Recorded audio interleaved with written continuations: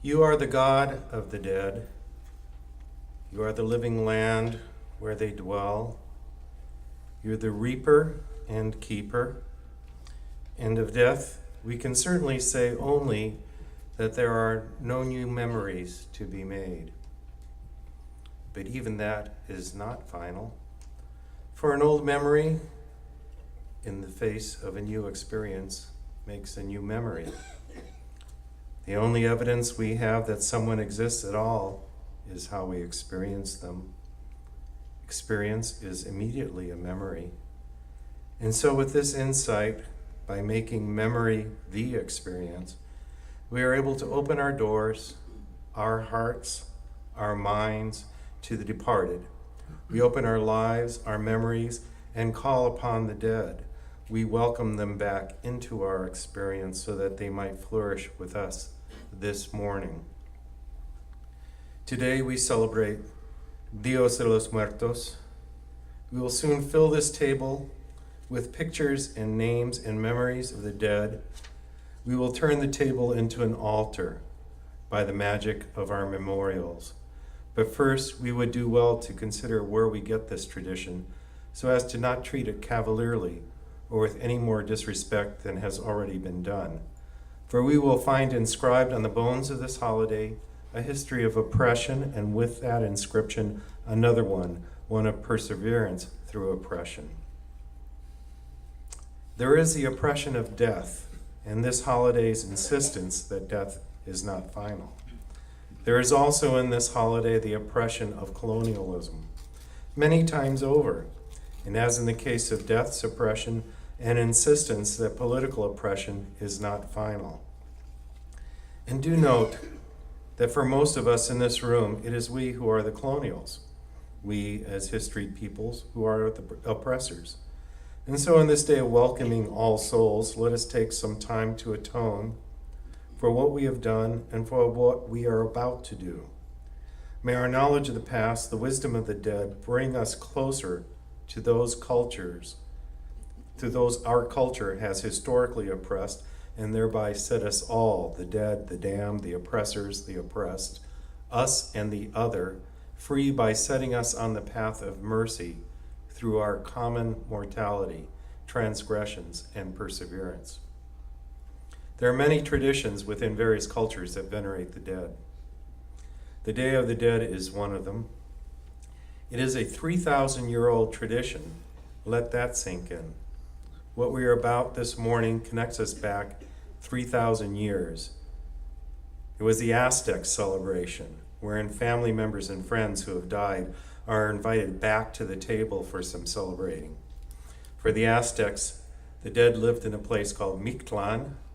It was a living place that was, well, just very far away.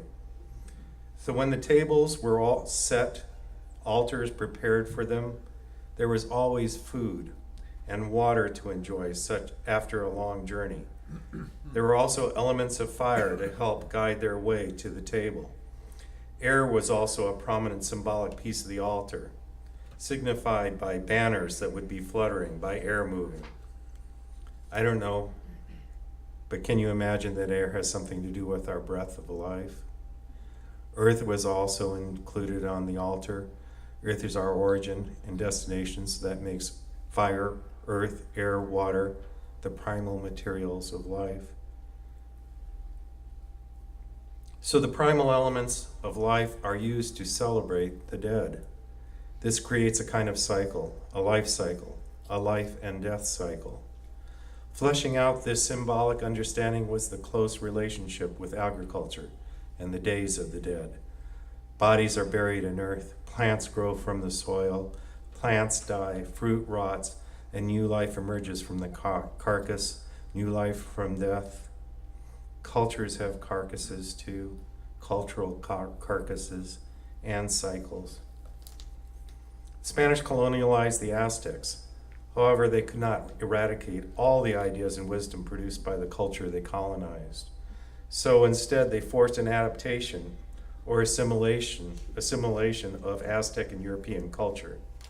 The Days of the Dead, which lasted for a month or so previously, was reduced to 2 days and grafted onto the Catholic celebration of All Saints' Day and All Souls' Day. Still, the celebration has proliferated. I'm not certain how it came to occupy the attention of contemporary mainstream American culture, us, but I know that more and more UU churches make a day of it, and more U.S. cities have parades and celebrations marking it, and that most of the people in those parades are not Latino, Latina, Catholic, or Aztec. I just want to make sure that when we appropriate this holiday, whether we do so with respect or not, we know what it is and who it is that we're ripping off. We're ripping off the Spanish Catholics in Mexico, who ripped off the Aztecs of Mexico, who probably ripped off the Olmec or Toltecs or Atlanteans for all we know. As I said, there is a history of oppression here in this holiday, in the bones of this holiday, in the bones of humanity. There is also perseverance of this very powerful idea throughout history, venerating the dead, celebrating them, celebrating death. Celebrating death may well be an idea that transcends history. It may be timeless. It may erode boundaries between past and present, between oppressor and oppressed, between life and death.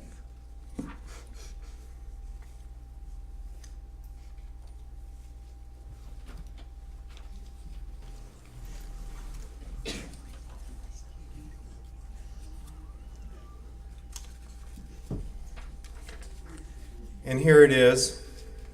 Are you ready to celebrate? Are you ready to welcome back the dead?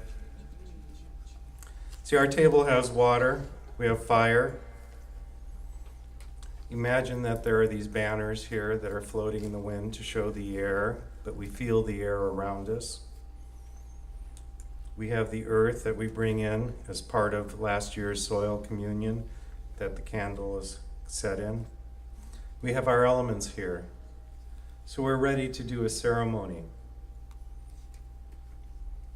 There will be a little ritualized chaos because life and death and transitions, the movement from one to another and the other into one, can be chaotic. Some of you brought pictures of your dearly departed.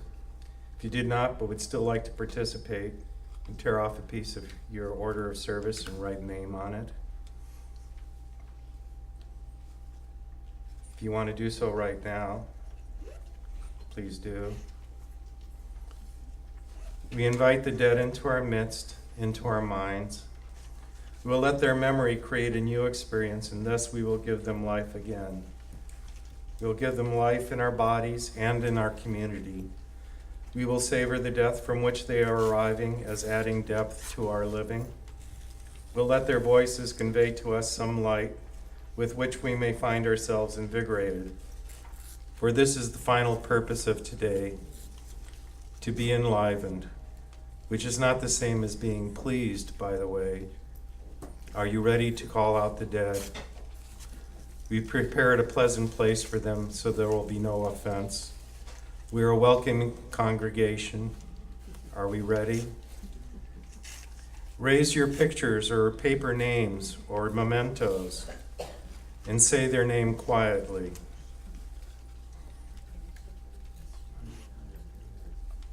Say aloud their relationship to you. Come to us. They need to hear you deep in their bones, deep in your bones, deep in your heart. Say their name in relation a little louder. Say it now.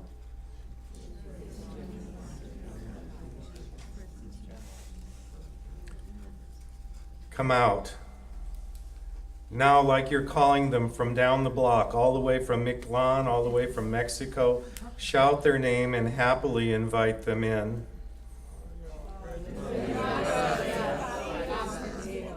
Oh, hello. Welcome back. With pictures and paper in hand, I invite all of you to rise in body or spirit. With their image in mind, their spirit in the room, form a question that you might put to them, some piece of advice you might ask them. Hi, there, long time, I miss you. Can you help me with silence? Ask them this question. Listen for the answer. Now I invite you all in a mob to move forward toward the front place.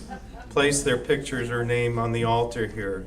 Come forward with your question in your mind and keep asking and keep listening. And as you set their picture or name on the altar, say aloud the answer to the question and then return to your seat.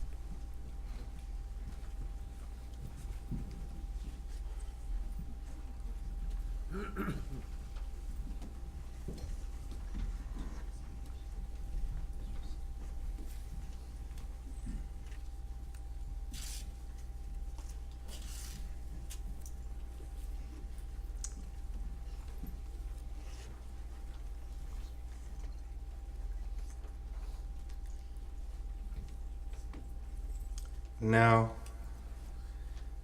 we'll say their name one more time, and then I'll ask that you repeat what I say. So saying farewell now and bidding them back to the interior lands of death, say their name in relation.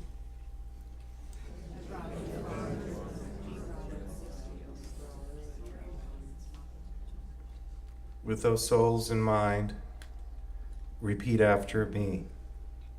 Thank you. Thank you. Thank you. Thank you. Thank you. Thank you. Farewell. Farewell. With gratitude to the Aztecs and to the Spanish Catholics and to oppressors and the means of perseverance and to the dead, with gratitude to our past and our future, we return now to a world where life and death are thought to be more distinct. We return to a world where death is held at bay temporarily, but it is coming. Let us know then that our living, our life, will be the answer to some question your children or friends may one day have.